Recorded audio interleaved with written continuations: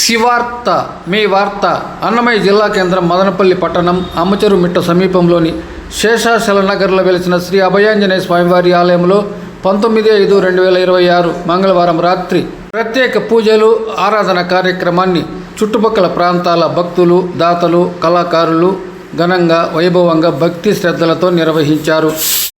జ్యేష్ఠమాసం మొదటి మంగళవారం ఈ కార్యక్రమాన్ని నిర్వహించారు. మధురమైనది రామనామం కళాకారుల మధుర గానం.